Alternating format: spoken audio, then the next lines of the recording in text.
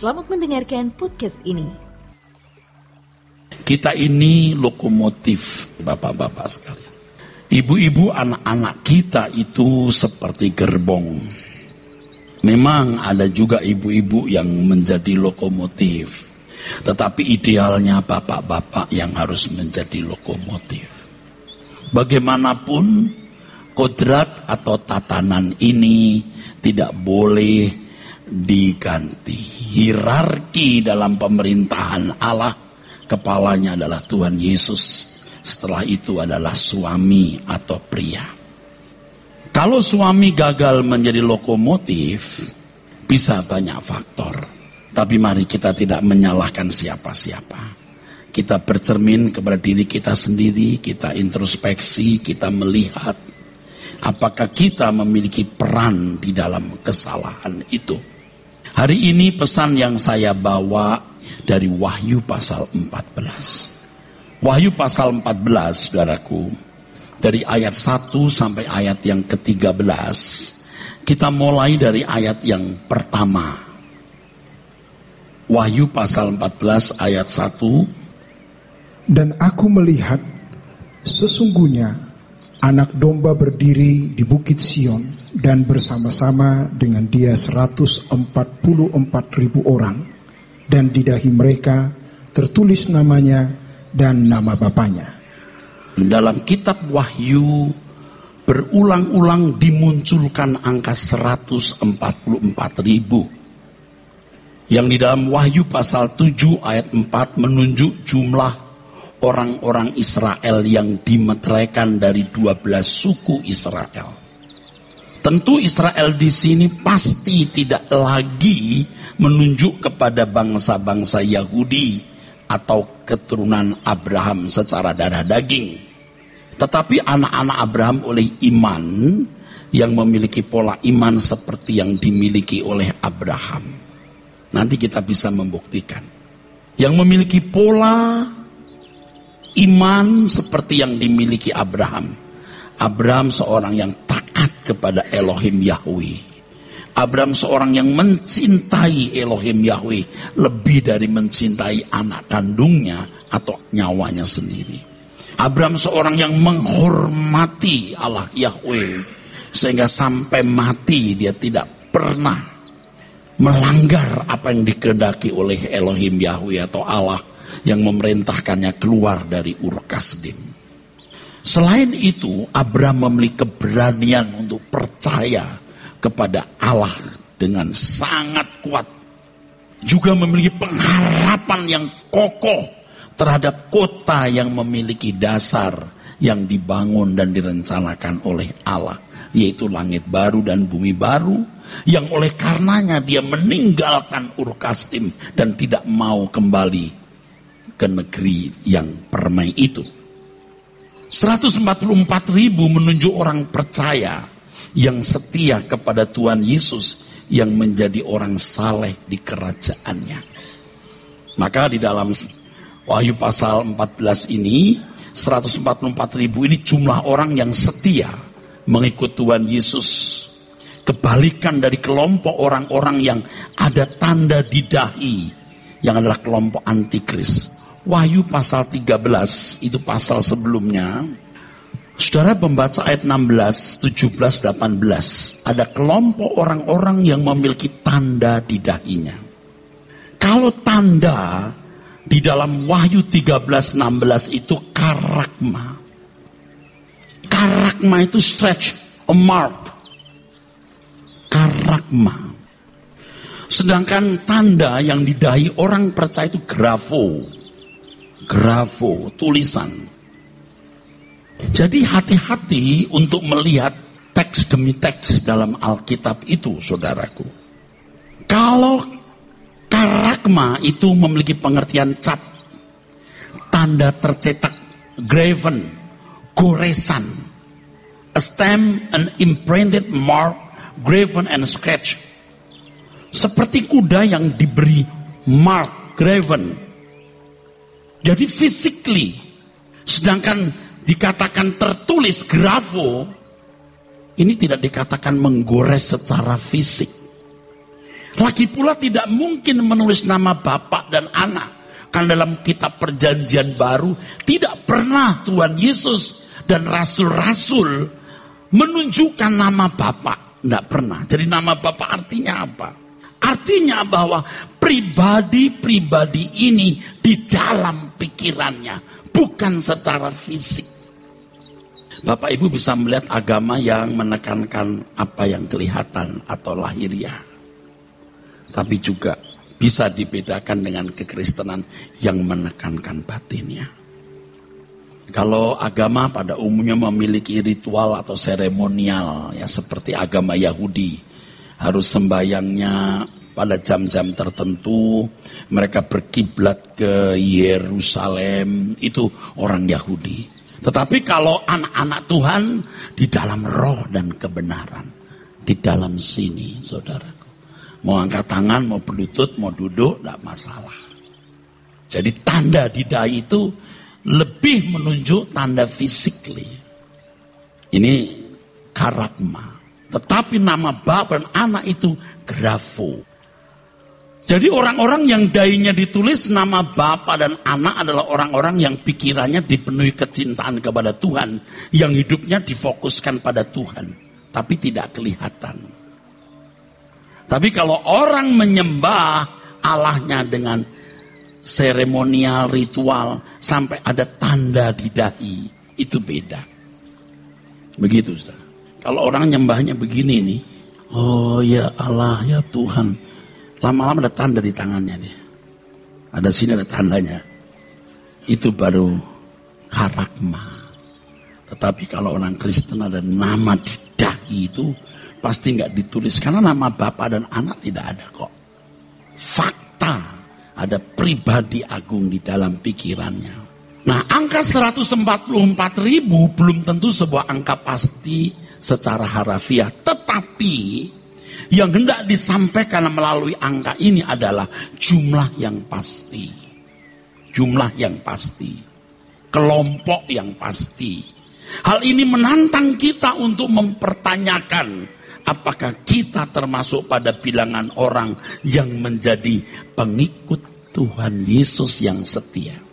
Kita harus mempersoalkan hal ini dengan sangat serius. Kalau seseorang mau masuk sebuah perguruan tinggi atau melamar di sebuah instansi pemerintah, kalau bisa mau dapat bocoran, saya diterima enggak? Ini kalau sampai enggak diterima, hancur masa depanku, kan gitu. Ini masa depan kekekalan. Dalam doa saya berkata kepada Tuhan, Tuhan, apakah saya termasuk dari 144.000 itu? Jika tidak, Tuhan, tolonglah aku untuk berubah. Dan saya menjadi begitu gentar, saudaraku. Saya memeriksa setiap hal yang kulakukan yang pernah melukai hati Tuhan. Dan saya berdamai dan saya mohon ampun. Bagaimana kita bisa mengukur diri sendiri apakah kita termasuk kelompok orang-orang yang setia tersebut? Ya, kita memeriksa siapa nama yang tertulis di dahi kita, saudara. Artinya apa yang kita paling cintai dan yang kita pikirkan, yang kepadanya hidup kita terarah. Jadi nama yang ada di dahi artinya segala sesuatu yang menguasai hidup kita. Kalau Bapa dan Anak yang menguasai hidup seseorang, maka 1 Korintus 10 ayat 31 akan terwujud dalam hidupnya. Baik makan atau minum atau melakukan sesuatu yang lain, semua dilakukan untuk kemuliaan Tuhan. Dan ini hidup standar anak-anak Allah.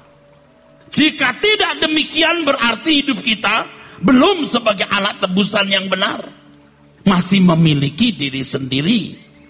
Dengan demikian tidak dapat dimiliki oleh Tuhan. Ya, semua kita milik Tuhan mestinya.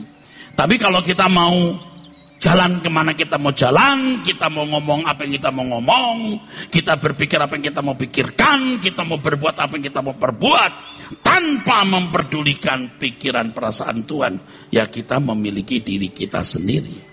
Nah, banyak orang Kristen yang merasa sudah ditebus oleh darah Yesus, merasa sudah sah sebagai anak-anak Allah, padahal mereka menolak ditebus sebab mereka mau bebas dengan keinginan sendiri. Kita sudah biasa hidup bebas, saudara.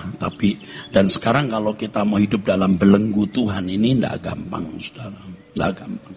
Kalau usia kita sudah makin meninggi, ini sudah sulit, saudara. Tapi mari bapak-bapak, kalau kita masih punya kesempatan berubah, kita berubah. Wahyu pasal 14, ayat 2 dan ayat yang ketiga. Kita sambung, saudara.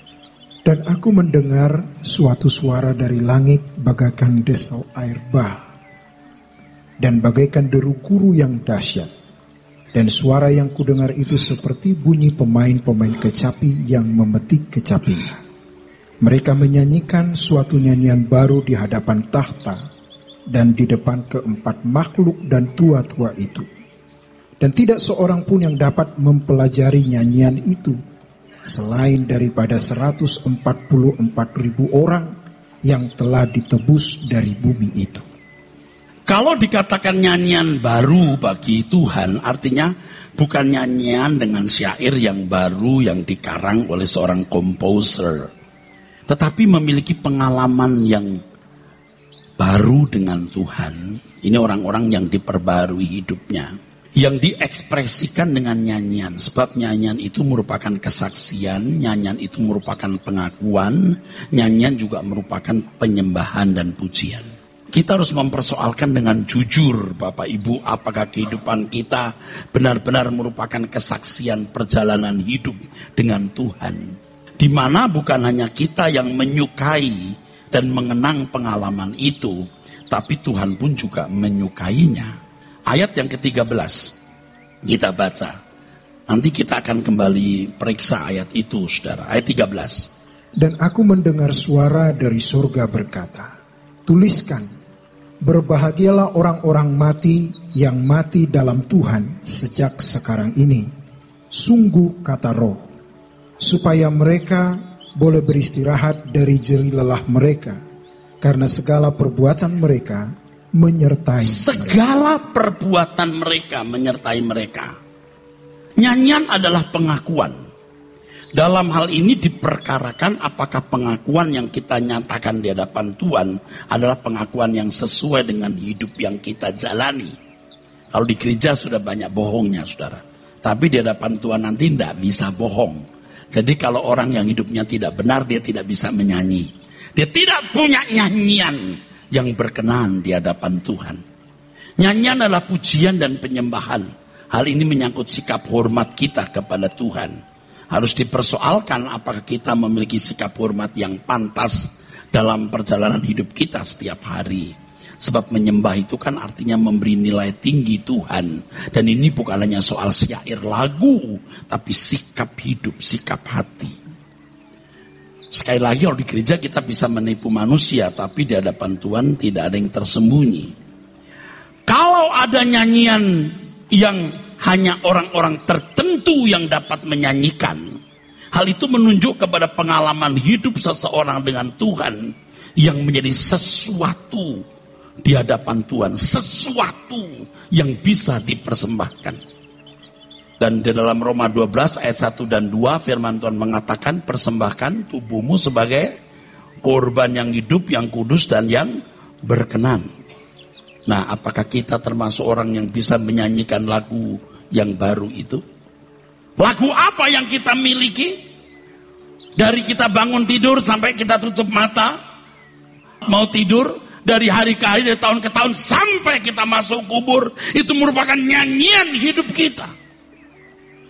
Nah, kita bisa nyanyikan gak hidup kita nanti? Dan terus terang, saudara, ini menggetarkan kita. Takut kita, saudara.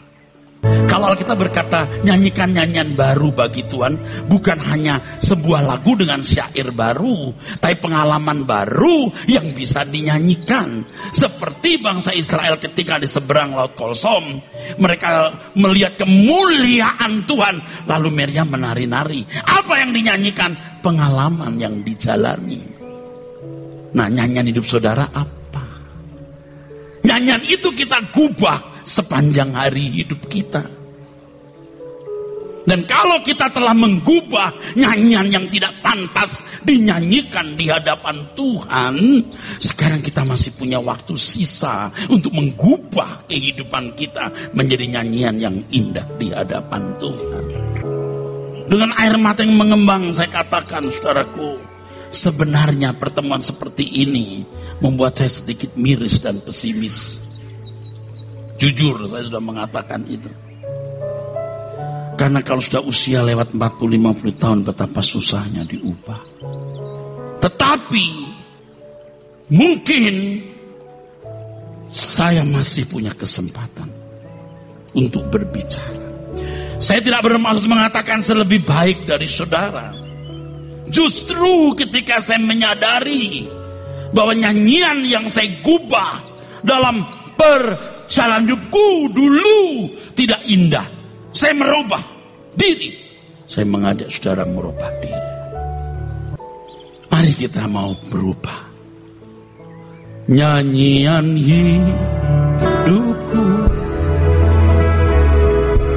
hidupku tak sekedar syair lagu dan irama. Nyanyian hidupku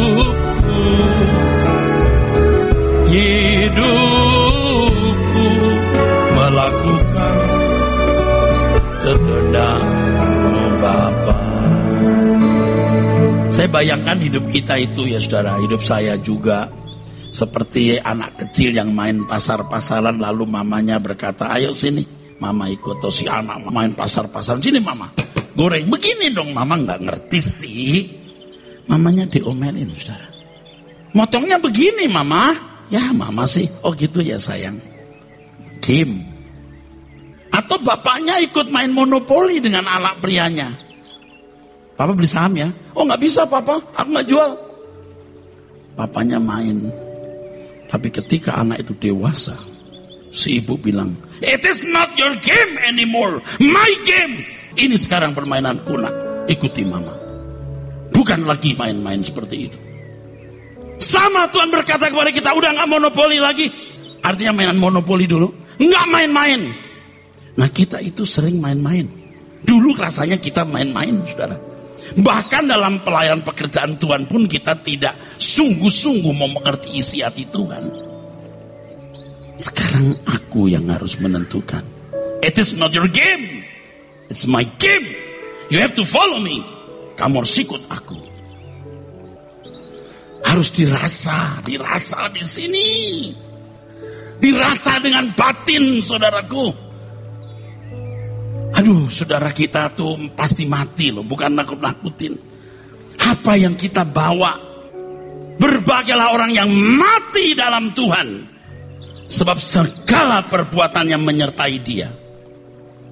Wahyu pasal 14, kita lanjutkan ayat 4 dan 5. Mereka adalah orang-orang yang tidak mencemarkan dirinya dengan perempuan-perempuan, karena mereka murni sama seperti perawan.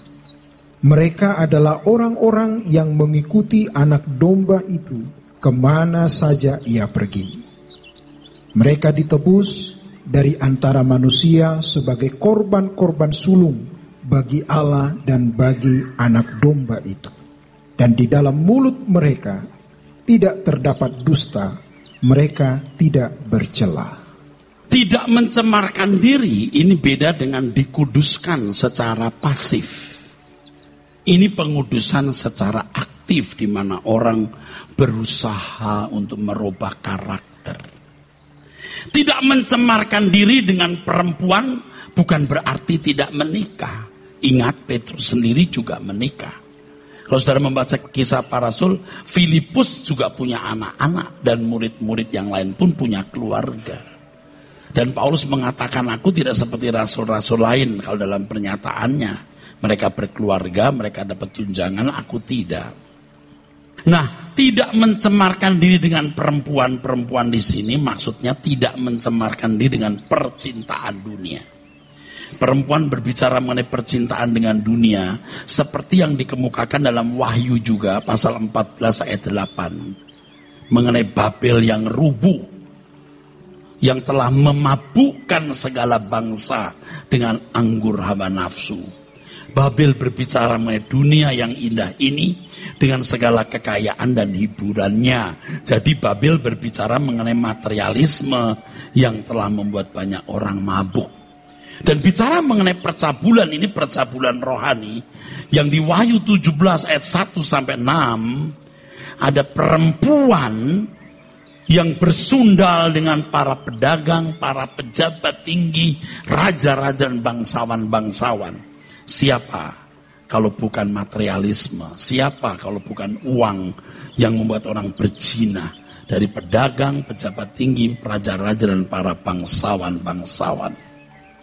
Mereka yang memiliki nyanyian di hadapan Tuhan itu orang-orang yang tidak dicemari oleh dosa materialisme. Lalu kalimat yang berikutnya, mengikuti anak domba itu kemana saja ia pergi. Apakah 144.000 itu pernah jadi murid Tuhan Yesus? Tentu tidak. Ini menunjukkan kesetiaan melakukan kehendak Bapa seperti yang dilakukan oleh Tuhan Yesus sepanjang perjalanan hidupnya. Ini kehidupan yang melakukan kehendak Bapa dan mengerjakan pekerjaan Bapa. Terkait dengan hal ini, saudara-saudara sekalian, orang-orang Kristen yang menolak bersikap setia kepada Tuhan, yang pergi kemana hatinya membawa, mereka berarti tidak mengikut Yesus. Ini seperti Petrus muda yang ikat pinggangnya, saudaraku, dan pergi kemana dia suka. Petrus muda yang nyaris menyangkal Yesus, binasa. Tapi Petrus yang tua, Petrus yang diikat tangannya dan dibawa pergi ke tempat yang dia tidak suka, dan dengan cara demikian ia memuliakan Tuhan. Kemanapun Tuhan pergi, kita masih punya kesempatan. Kemana Tuhan pergi kita ikut. Artinya kita mau melakukan apa yang Tuhan kehendaki. Dan ini bukan rumit, saudara. Sangat rumit. Sangat rumit. Saya pikir-pikir, saudara, percaya Tuhan itu konyol. Konyol banget. Konyol di mata manusia. Konyol banget, saudaraku. Konyol sekali. Percaya kepada Tuhan yang tidak kelihatan, yang kadang-kadang seperti tidak ada. Waduh, konyol, saudara. Waduh, jangankan melakukan, ngerti saja tidak mudah. Nah, kita sering putus asa. Ya udah, kita wajar-wajar hidup sajalah. Jangan terlalu ekstrim dan fanatik. Dan ketika saya berdoa, saya membayangkan wajah Tuhan nanti kalau ketemu saya. Dia senang enggak dengan hidupku hari ini? Terus terang saya juga takut, saudaraku. Makanya saya terus belajar untuk ada di hadapan Tuhan. Kalau dulu saya membuat kesalahan, saya mengaku berdosa. Dalam waktu singkat damai saya kembali muncul, mengalir. Terima kasih untuk pengampunanmu Tuhan. Wah, sekarang saya kalau berani berbuat salah, sudah minta ampun. Waduh, rasanya saudara, wajah Tuhan tidak berubah senyum. Luar biasa sakitnya, saudara. Waduh, sakitnya, saudaraku, siksaan luar biasa. Dan Tuhan gak akan bikin salah apapun. Nah, yang ini agak susah saya jelaskan, atau bahkan susah, karena sangat subjektif. Tapi kalau saudara percaya Tuhan itu ada, mestinya saudara itu bisa bertemu dengan Tuhan. Serius bertemu dengan Tuhan. Serius memperkarakan keadaan saudara ini di hadapan Tuhan. Ini gak gampang. Orang berdoa itu gak gampang. Bisa 15 menit bagus, 30 menit bagus. Tapi kalau begitu saudara sudah menemukan indahnya di hadapan Tuhan, Anda 1 jam kurang, saudara. Kurang 1 jam kurang. Kemanapun jiwaku ikut serta, dari Nazaret sampai ke Golgota,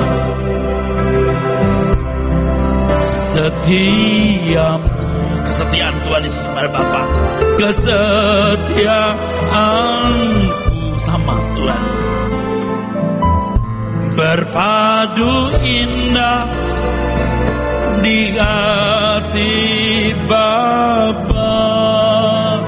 Bapa menemukan orang ini seperti putra tunggalku, berpadu. Itu maksudnya, saudara. Harus berani punya terobosan, Bapak Ibu. Kita belajar untuk tidak menjadikan gereja ini organisasi, tempat orang kumpul, kebaktian, atau bikin acara rohani apa gitu. Ini harus jadi satu gerakan yang mengubah manusia. Lalu refnya lagu ini. Bila waktu ini cepat berlalu bersamamu di awan-awan, ku pandang mesra wajah agungmu, puaskan kerinduanku. Ada satu kalimat yang membuat kita kuat pada waktu kita kecewa, kita lemah, kita khawatir. Ada. Saya tuh sering juga mengalami keadaan yang sulit. Waduh, ini berat. Atau saya diserang orang, saya nggak boleh balas, harus diem.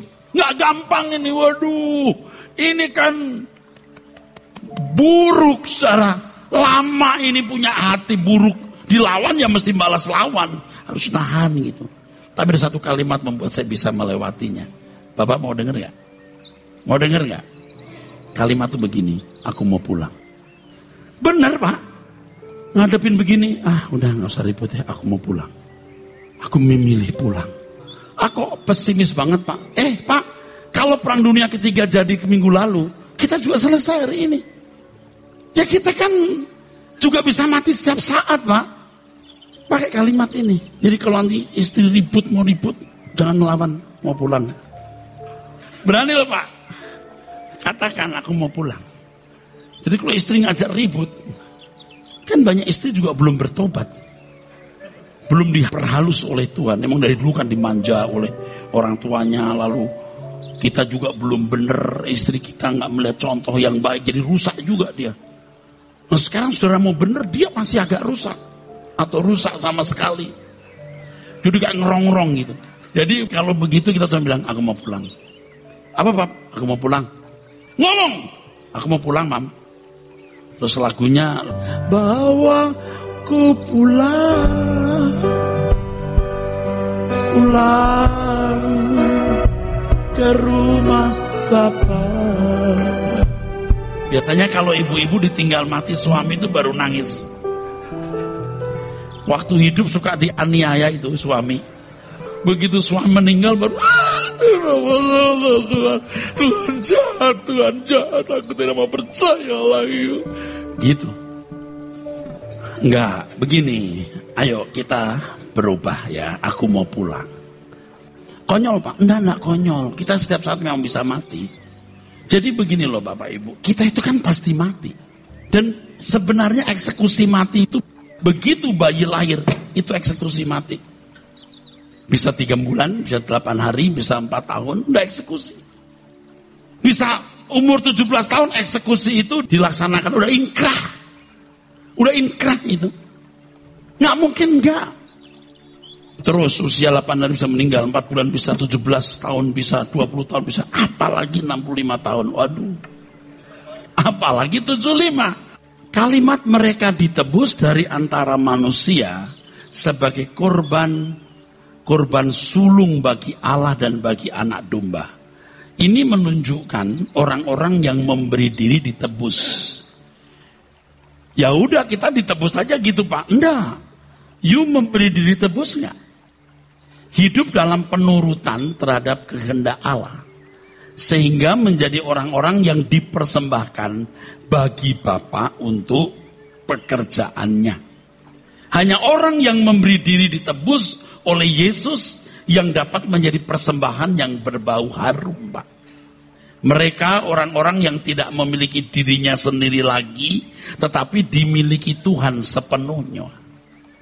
Korban sulung menunjuk sebuah persembahan yang berkenan di hadapan Tuhan. Orang yang menjalani hidup di bumi sesuai dengan kehendak Allah memiliki nyanyian yang dapat dinyanyikan di hadapan Tuhan sebagai persembahan yang berkenan. Itulah yang dikatakan di Wahyu 14 ayat 13 tadi. Segala perbuatan mereka menyertai mereka. Jadi perjalanan hidup kita selama 70-80 tahun itu langkah menggores sebuah goresan abadi. Menyeramkan, goresan kekal. Goresan yang tidak terhapus. Nyanyian abadi bagi setiap individu di hadapan Bapa. Nah, kalau kita lihat hidup kita hari ini, kita malu karena nyanyian kita bukan nyanyian yang menyenangkan Tuhan. Tetapi Tuhan dalam kemurahan hati, dalam kesabarannya masih memberi kesempatan kita. Setuju kita membuat goresan yang baik? Saya mengajak bapak-bapak membuat goresan. Harus sejujur-jujurnya, setulus-tulusnya. Nggak usah melihat orang lain, nggak usah menghakimi, mengadili orang lain. Lihat diri sendiri. Apakah aku sudah punya nyanyian yang pantas dinyanyikan di hadapan Bapa? Lalu di ayat berikutnya, Wahyu pasal 14 itu, saudara-saudara sekalian. Ayat ke-6. Dan aku melihat seorang malaikat lain terbang. Ayat 5 dulu. Dan di dalam mulut mereka tidak terdapat dusta. Mereka tidak bercela. Ini mahal. Ini orang istimewa. Alkitab mengatakan dalam Yakobus 3 ayat 2. Sebab kita semua bersalah dalam banyak hal. Barang siapa tidak bersalah dalam perkataannya, ia adalah orang sempurna yang juga dapat mengendalikan seluruh tubuh. Jadi kalau orang memiliki mulut yang tidak terdapat dusta, mereka tidak bercela, ini orang sempurna. Tentu sempurnanya seseorang beda dengan yang lain. Tapi intinya setiap orang bisa menyelesaikan tugas yang Tuhan percayakan kepadanya. Yuk kita ngotot untuk satu hal ini, berkenan di hadapan Tuhan, tidak bercacat, tidak bercela. Saudara mendengar pesan ini nggak sekaligus bisa berubah loh.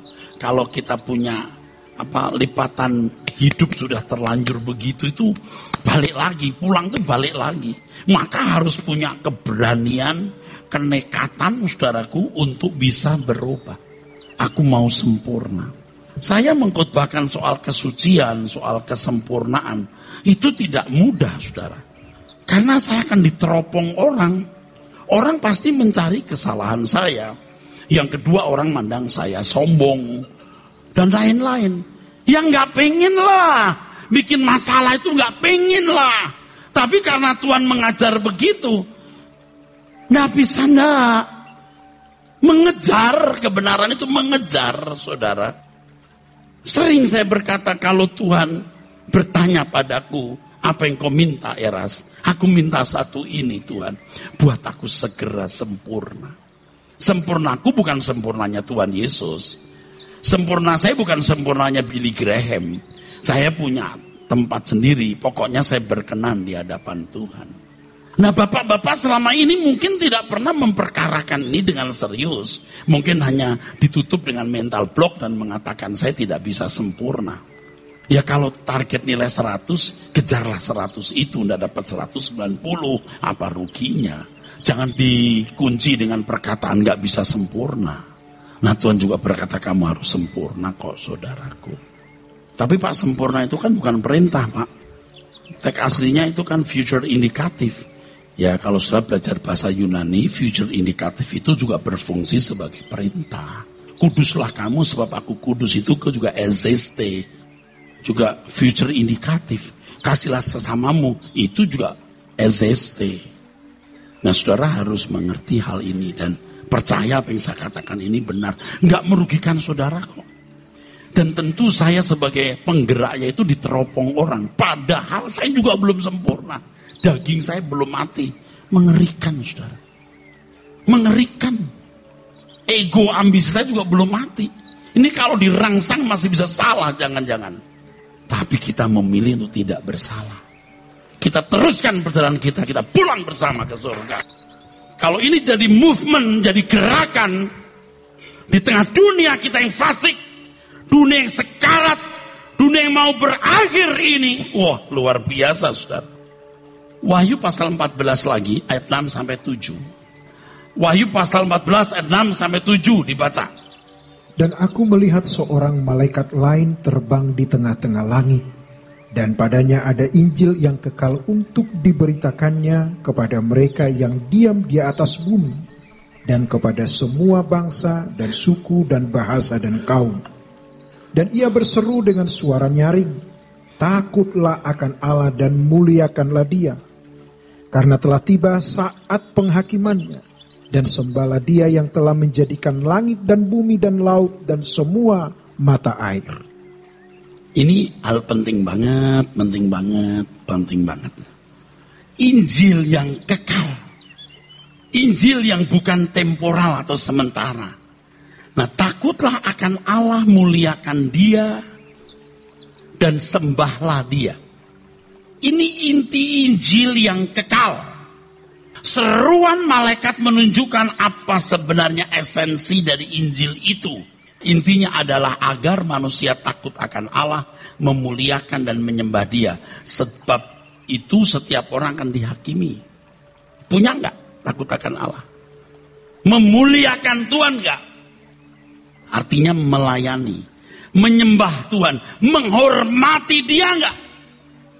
Jadi jangan berpikir kalau sudah jadi Kristen, mengaku Yesus Tuhan dan Juru Selamat, pasti masuk surga. Semua juga akan dihakimi, semua juga akan diadili, saudara-saudaraku. Banyak orang Kristen berpikir bahwa kalau mereka percaya apa yang dilakukan oleh Tuhan Yesus di kayu salib, maka mereka sudah pasti selamat dan tidak menghadapi pengadilan Tuhan. Pandangan ini sesat. Sebab manusia tetap harus menghadap tata pengadilan Allah. Kalau Tuhan Yesus tidak mati di kayu salib, nggak ada pengadilan, Pak. Sud, semua masuk neraka. Sud, nggak ada pengadilan.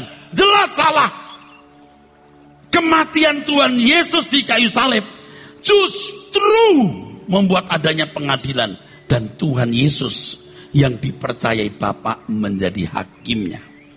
Itulah sebabnya orang percaya harus takut kepada Allah.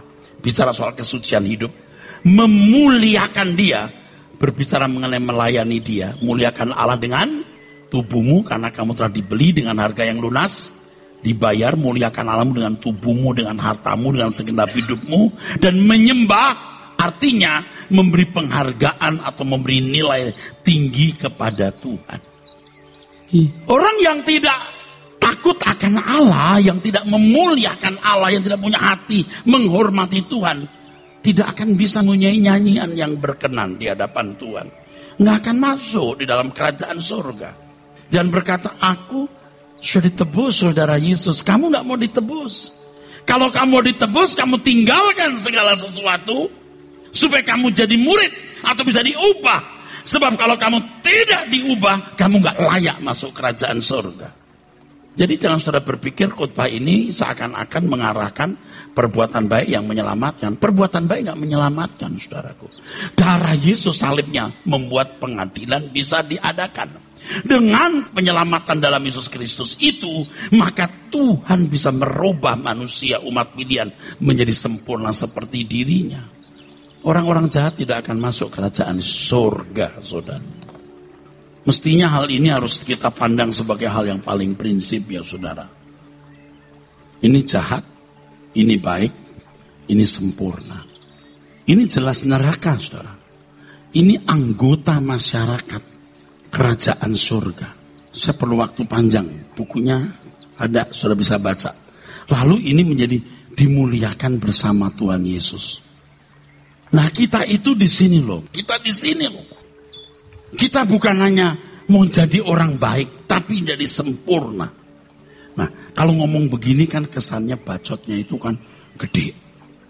Sempurna, suci, memang udah bener. Ya belum, tapi kita kan berjuang sampai sisa akhir hidup kita. Oke, kita lanjutkan lagi saudaraku. Ayat yang berikut kita baca. Dan seorang malaikat lain, malaikat kedua, menyusul dia dan berkata, sudah rubuh Babel, kota besar itu yang telah memabukkan segala bangsa dengan anggur hawa nafsu cabulnya. Ini Babel ini bicara soal dunia nanti roboh. Percaya apa yang dikatakan Alkitab. Bumi ini akan jadi lautan api. Pada waktu itu betapa berharganya. Nggak usah tahun. 1 hari itu berharga. Jangankan 1 hari. 1 detik itu berharga. Untuk mengubah hidup kita. Ayat 9 kita baca sampai ayat 11. Dan seorang malaikat lain, malaikat ketiga, menyusul mereka dan berkata dengan suara nyaring, jikalau seorang menyembah binatang dan patungnya itu, dan menerima tanda pada dahinya atau pada tangannya, maka ia akan minum dari anggur murka Allah, yang disediakan tanpa campuran dalam cawan murkanya. Dan ia akan disiksa dengan api dan belerang di depan mata malaikat-malaikat kudus dan di depan mata anak domba. Maka asap api yang menyiksa mereka itu naik ke atas sampai selama-lamanya. Dan siang malam mereka tidak henti-hentinya disiksa, yaitu mereka yang menyembah binatang serta patungnya itu, dan barang siapa yang telah menerima tanda namanya. Saya punya kesulitan untuk menjelaskan semua rangkaian ayat-ayat ini. Tetapi saya hanya mau menekankan beberapa hal. Yang pertama, menyembah binatang dan patung itu bisa berarti mengingini dunia. Beri kesempatan lain waktu saya kupas secara detail. Kita breakdown lebih detail. Tapi menyembah binatang dan patung itu bisa berarti mengingini dunia untuk konteks ini. Menerima tanda dalam dahinya bisa berarti macam-macam. Tetapi kalau dikaitkan dengan Wahyu 14 ayat 1 dan 2, maka hal ini juga bisa berarti ganda. Yaitu menunjuk kepada pikiran yang ditujukan kepada hal-hal duniawi, khususnya kekayaan dunia. Dan banyak orang Kristen yang disesatkan oleh iblis terkait dengan ini, saudaraku. Itulah sebabnya dalam Kolose pasal 3 ayat 1 sampai 3 firman Tuhan mengatakan cari yang perkara yang di atas, pikirkan perkara-perkara yang di atas. Saya tidak tahu ya, banyak orang mengatakan itu membuat seseorang jadi tidak produktif hidup, rasanya jadi pesimis. Enggak, you salah. Justru optimisme hidup kita itu mestinya kehidupan di balik kubur, bukan di bumi ini. Ya sebenarnya kalau Bapak Ibu sudah tidak memiliki indera rohani yang baik, mendengar ayat-ayat ini tidak gentar. Tapi kalau Bapak Ibu memiliki indera rohani yang baik, mendengar soal api kekal, itu kegentarannya muncul. Penghakiman Tuhan itu ada kegentaran, tapi kalau indera rohaninya sudah tumpul ya gitu-gitu. Biasa aja. Saudara begitu mati lihat kekekalan baru melihat ngerinya ini, saudara-saudara. Jadi saudaraku sekalian, kalau Tuhan berkata pikirkan perkara yang di atas bukan yang di bumi, ya, itu bukan membuat kita jadi pesimis hidup. Kalau ini kuburan kita ada di sini. Mestinya optimisme kita itu kehidupan di sini, bukan di sini loh, bukan loh saudara. Nah jelajah berpikir banyak orang itu hanya sampai di sini. Nah kalau orang belajar kebenaran firman dengan baik, itu jelajah berpikirnya jadi luas. Dan melihat sesuatu jadi detail, saudara. Maka perkara-perkara dunia menjadi tidak menarik baginya. Ini optimisme yang benar. Optimisme yang benar ini. Bukan di sini. Bagaimana kita bisa optimis sih? Bisa mati setiap saat. Keadaan dunia bisa berubah setiap saat. Kita pun juga bisa berubah setiap saat. Loh kok bisa optimis loh? Siapa yang bisa jamin besok kita masih hidup? Siapa yang bisa jamin besok kita masih bisa jalan dengan tubuh fisik sehat begini? Siapa yang bisa jamin besok dunia masih ada? Kok bisa optimis loh? Optimis kita itu hanya di sini. Ngurus keluarga, iya. Kerja keras, iya. Cari uang, iya. Yang banyak, iya. Tapi bukan untuk kita nikmati sesaat. Bagaimana kita bertanggung jawab terhadap orang tua yang sudah membesarkan kita, bagaimana kita bisa mandiri, tidak jadi beban dalam keluarga kita sendiri, bagaimana kita bisa membantu keluarga besar kita yang kekurangan, bagaimana kita bisa hadir di tengah-tengah masyarakat menjadi berkat, dan yang terakhir bagaimana kita bisa ikut mengawal pekerjaan Tuhan di dalam gereja. Optimis, jangan hanya mikir mau ganti mobil, bikin rumah baru, bukan nggak boleh. Ya saudara mampus di sini. Tapi kalau nggak mau, ya terserah. Saya mesti ngomong apa adanya. Bukan nggak boleh punya rumah atau mobil baru. Please deh, silahkan, nggak apa-apa. Tapi kalau hatimu terikat di hal itu, konyol, miskin saudaraku. Dulu juga saya cuma di sini. Bentuknya pekerjaan Tuhan, gereja besar, bangun gereja, jemaat tambah banyak. Oh nanti bikin acara Natal yang bagus. Di sini nggak di sini. Setelah saya mulai berubah, saya ngerti mesti ke sini. Herannya di sini juga jadi baik. Jangan sudah di dunia sudah miskin, susah, mati masuk neraka lagi. Loh, kan banyak bapak-bapak yang hari ini juga hidupnya susah, ekonominya susah. Yang penting begini loh bapak-bapak ya, yang penting begini. Sorry nih ya, saudara percaya saya deh. Percaya saya bukan percaya dalam arti mutlak ya. Apa yang saya katakan ini benar, amin. Bagaimana bisa membuktikan? Coba nuranimu diasah. Coba saudara berdoa deh, tanya Tuhan. Tujuannya apa? Enggak, tujuannya bukan untuk mempercayai saya. Tujuannya mempercayai firman ini. Supaya saudara selamat. Itu aja. Kita bakal mati. Enggak lama. Kita jadikan ini gereja kita belajar firman, saudaraku. Dan berubah, saudara. Jadi, binatang itu bisa menunjuk keindahan dunia. Maka ayat yang 12, yang penting di sini adalah, baca Pak. Yang penting di sini ialah ketekunan orang-orang kudus yang menuruti perintah Allah dan iman kepada Yesus. Ya, tekun. Matius 24 ayat 13, orang yang bertahan sampai akhir, yang selamat. Ini dunia yang rawan. Lukas 18 ayat 8, Tuhan Yesus mengatakan, aku berkata kepadamu, jika anak manusia datang ke bumi, apakah mendapati iman di bumi?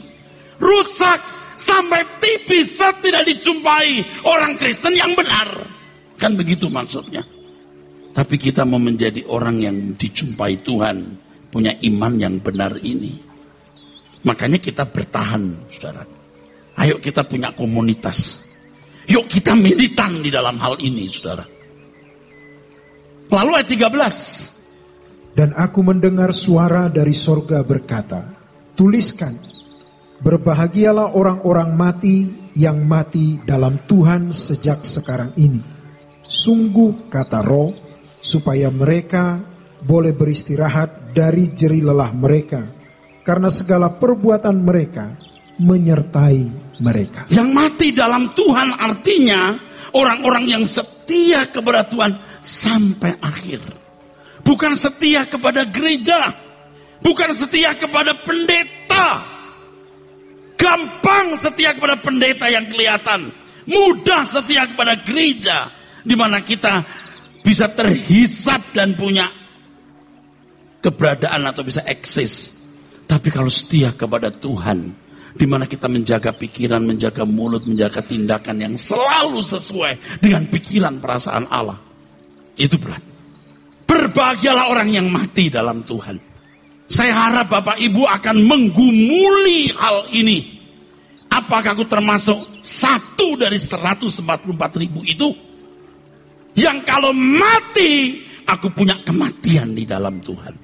Ayo kita selesaikan sisa umur hidup kita ini, Pak. Amin.